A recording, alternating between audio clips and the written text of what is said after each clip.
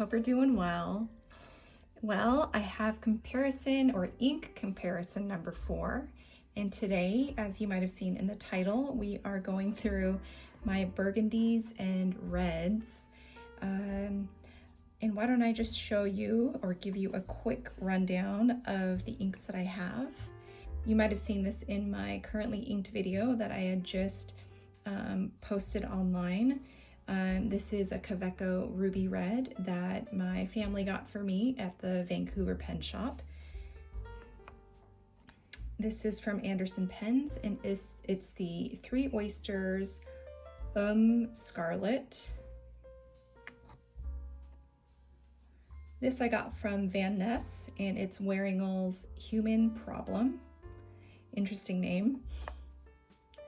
And then these 4 I got from Goulet Pens.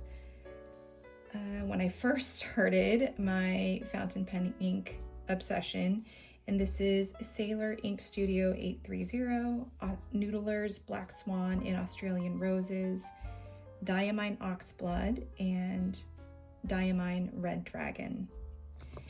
Then the last ink that I have here is not an ink sample, but I did buy it as part of a trio of Diamine inks, and this is Diamine Writer's Blood. I got this as part of a trio, so I have Oxblood, which I also have an ink sample of, and then I also got Ancient Copper. So we will get down with the swatches. Ink number 1 is Wearingeul's Human Problem. Wearingeul is a Korean ink company. I believe it was established after 2015, but I don't know the exact year. It was actually hard to find online. This color is Human Problem, as mentioned before, and my initial impression after making that swatch was that it looked like a blood red. It was a bit alarming just to see that much of a vivid color, looking so starkly red. As it dries, however, it does dry more to like a dark burgundy red, which is nice and a little bit more calming. There is low shading, and when the ink dried, there was a little bit of a black sheen, but you don't really notice it, especially, you know, in the writing sample, writing the words with the glass dip pen. Just a beautiful red color to start us off. Next up, we have Diamine Oxblood. And if I thought the first swatch looked a little bloody, well, Oxblood in a large swatch was even more alarming. And so at this point I thought, okay, am I just now going to be swatching a ton of inks that's going to look like blood? So I wasn't sure how this was going to go. But thankfully, as this ink dried as well, it dried to a beautiful dark burgundy color, and so I seem to feel a little bit better once the ink started drying. Diamine is an English ink company established, I think this was established in 1864, and there is a little bit of a green sheen when you see the ink swatch dry, and there isn't much shading, I don't think, and there's no shimmer in this ink either. Next up is Kaweco Ruby Red, and this is a lovely departure from the previous inks. As you can tell, it definitely leans less on the blood range and is more pink. Not exactly red and not exactly pink either. It's perfectly down the middle. And I would say that this, out of all the ink swatches today, is the most summer appropriate ink. I also love that it's a gemstone, it's a gem tone, and Ruby Red happens to be my birthstone. So this is a beautiful color and I absolutely love it.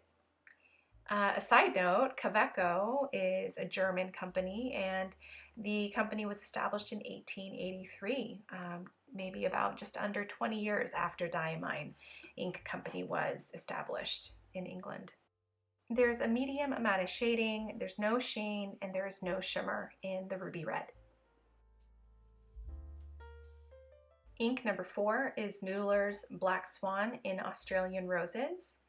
And this is definitely more of a dark magenta red, more related to Ruby Red than Oxblood or Human Problem for sure.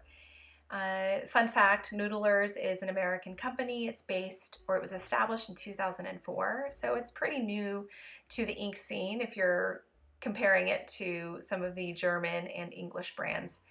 What I do like about this color is that there is a little bit of shading. There's not a lot of sheen. There's no shimmer either. And well, I would say, I mean, it's known for its shading properties.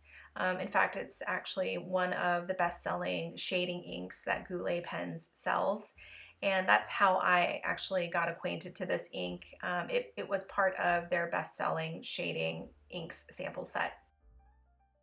Now we have Diamine Red Dragon. Now this color, to me, looked a lot like Wearingeul's Human Problem right beside it. And it looks like we definitely returned to more of kind of the blood reds. And what I love about this color is that there is a low sheen to it. But, you know, as I kind of journeyed through some of the dark reds and then the magenta and the pink reds, it was nice to come back to this solid dark red color again. And it was just by coincidence that Red Dragon was, you know, was paired right next to Wearingeul's Human Problem. And I just found how much they were looking very similar side by side. I slowed down this section. I wanted to just honor the glass dip pen because right after that last video and what I'm showing you now, I was trying to take all the excess water out as I was switching inks, and I accidentally nicked it against my countertop and broke my glass dip pen. So now here I am improvising, figuring out what I can do to use as an impromptu dip pen, and I had an empty Platinum Preppy that I had cleaned and it was drying, or it was dried. So I reassembled it and used that as my interim dip pen. And so now we're on ink number 6. This is 3 Oysters Eum Scarlet. Here I am dipping this empty Platinum Preppy and using it as a writing sample ink pen, or an ink pen to write with my samples. And what I really noticed, you know, just the difference between a glass dip pen and this fountain pen using the fountain nib is just how smooth and uniform writing the lines or drawing the lines and writing the words, the letters were. And I guess that's what you can expect from a fountain pen nib.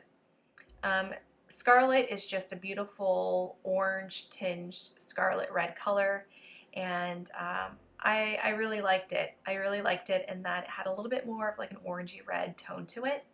There's no shading, there's a low amount of sheening, there's no shimmer in this at all. And 3 Oysters is also a Korean ink company.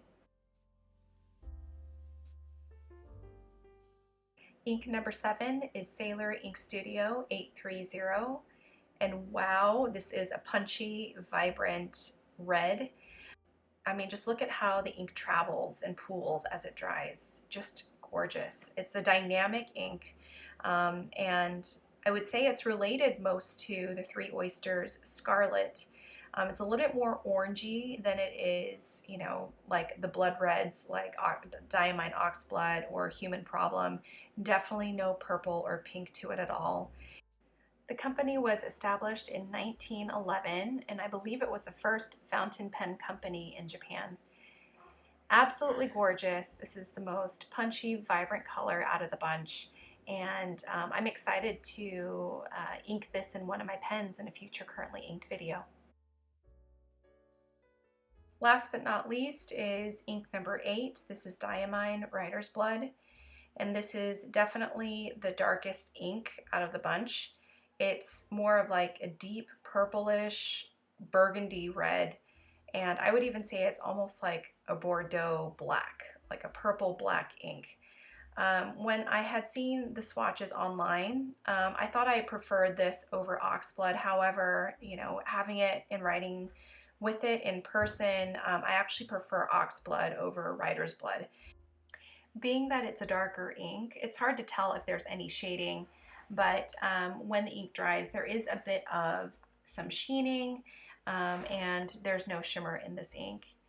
It's a beautiful, dark, rich color, and we'll have to see how it will stand when I have it in acrylically inked in the future. So this is all the burgundy reds that I have in my ink sample collection. I hope you enjoyed, just the whole swatch process. I'd love to hear what your favorites are. My initial reaction is I really like the punchiness of the Sailor Ink Studio. I love Kaweco Ruby Red, and Diamine Red Dragon looks like a lovely dark red. Thanks for watching. See you in my next video. Bye.